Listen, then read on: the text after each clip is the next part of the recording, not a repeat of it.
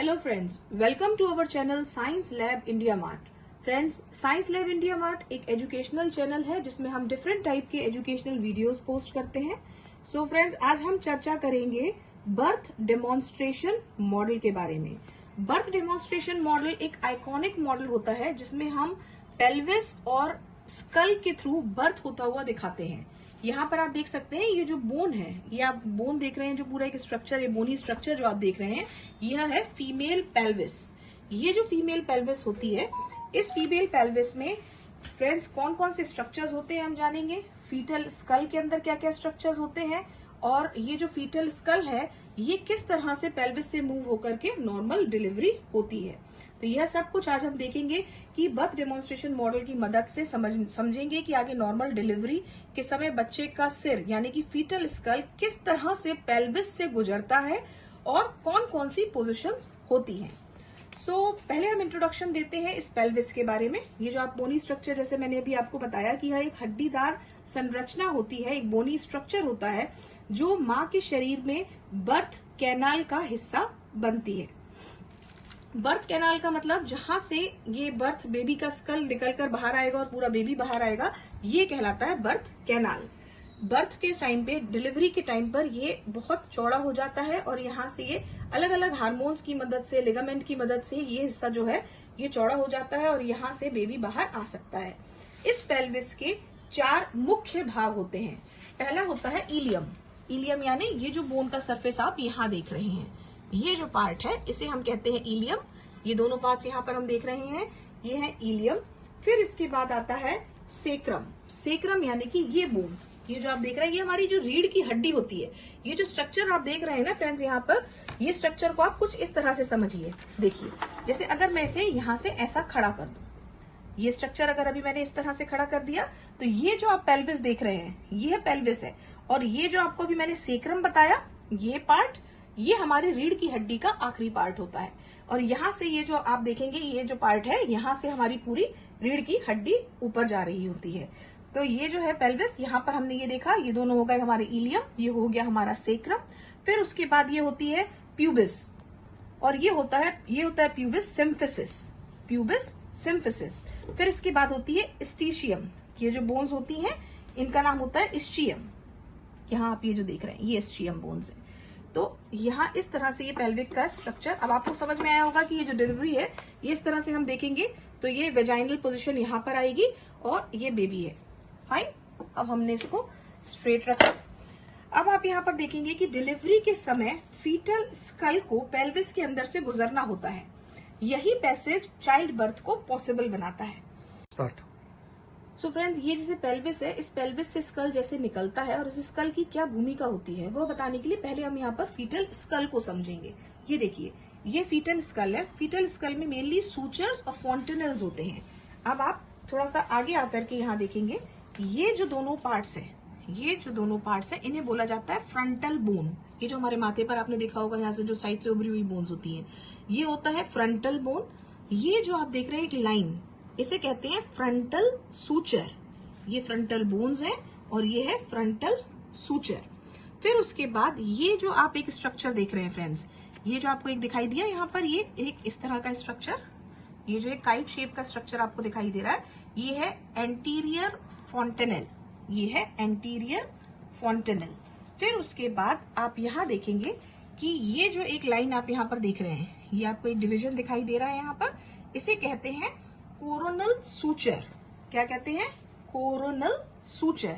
फिर उसके बाद ये वाला जो बोन का स्ट्रक्चर आप देख रहे हैं, ये सूचर और इस सूचर के बीच में ये जो आप स्ट्रक्चर यहाँ पर देख रहे हैं फ्रेंड्स, ये स्ट्रक्चर है पेरिटल बोन.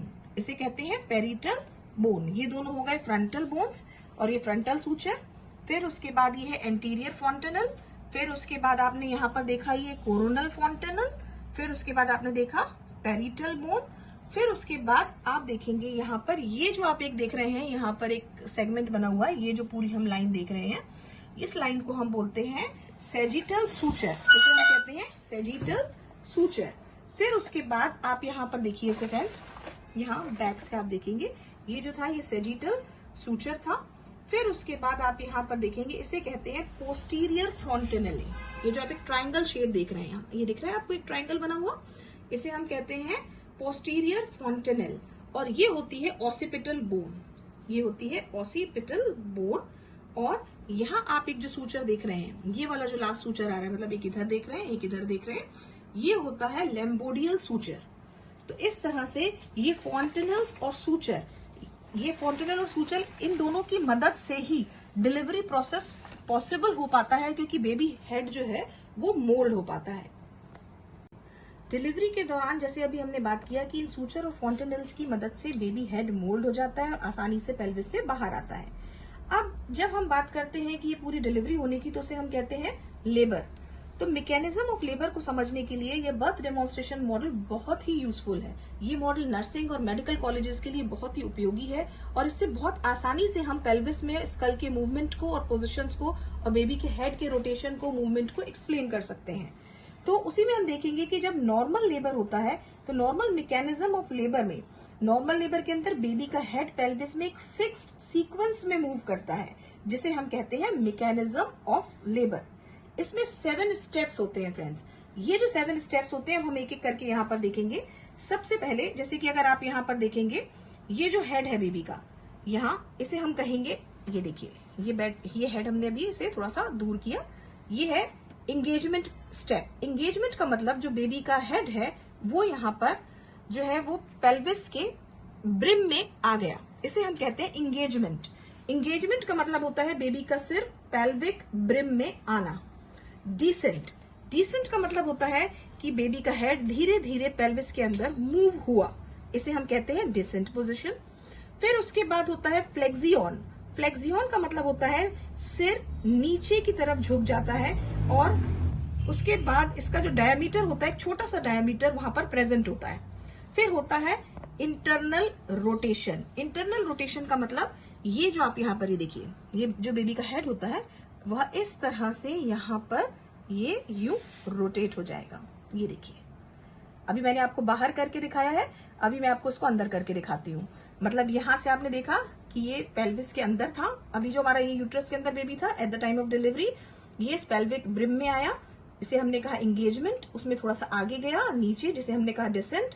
देन फ्लेक्सियन, जिसमें कि ये थोड़ा सा छोटा सा डायमीटर वहां पर ओपन हुआ।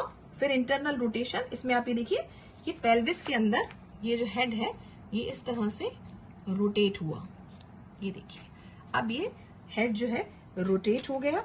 एक्सटेंशन, एक्सटेंशन मतलब सिर बाहर निकालने के समय पीछे की ओर झुकता है, मतलब ये कुछ इस तरह से, मतलब जैसे अभी ये स्ट्रेट जा रहा था, ये स्ट्रेट है, अब ये थोड़ा सा नीचे की तरफ इस तरह से ये झुकेगा ताकि डिलीवरी इजी हो सके। तो अब ये यहाँ से हल्का सा झुकेगा, इस पोजीशन को हम कहते हैं एक्सटेंशन। फिर उसके बाद होता है रेस्टिट्यूशन, सिर वापस अपनी नॉर्मल स्थिति में आता है, थोड़ा सा नीचे झुककर अपनी स्थिति को बनाते हुए वो वापस अपनी ये पोजीशन ले लेता है। आप समझे, ये इस तरह से जाएगा, फिर इस तरह से जाने के बाद वो ऊपर की तरफ आ गया, मतलब उसने अपनी एक नॉर्मल पोजीशन, बर्थ पोजीशन ले लिया। फिर होता है एक्सटर्नल रोटेशन, जो कि final step of mechanism of labour होता है। उसमें ये क्या होगा कि ये जो स्ट्रक्चर होता है हेड का, ये बाहर आएगा, साथ में ही जो बेबी होता है उसके शोल्डर्स यहाँ से बाहर निकलकर आ जाएंगे, और इस तरह से यहाँ पर हम कंप्लीट डिलीवरी प्रोसेस दिखा सकते हैं। सो फ्रेंड्स, ये था एक बर्थ डेमोन्स्ट्रेशन मॉडल जिसमें हमने पेल्विस और स्कल के एडजस्टमेंट से होने वाली normal delivery, mechanism of delivery, फिर उसके साथ में ही फीमेल पेल्विस स्ट्रक्चर, साथ में ही फीटल स्कल का स्ट्रक्चर, ये सभी एक्सप्लेन किया है। सो फ्रेंड्स, आप सब बताइए कि आपको ये वीडियो कैसा लगा, और इसी तरह के एजुकेशनल और अच्छे वीडियोस देखने के लिए, यूजफुल वीडियोस देखने के लिए, अपने नर्सिंग और मेडिकल सिलेबस से रिलेटेड वीडियोस को देखने के लिए हमें लाइक, शेयर और सब्सक्राइब जरूर करें। अगर आपको अच्छा लगा हो तो प्लीज कमेंट करके हमें जरूर बताएं। Thank you so much for watching us.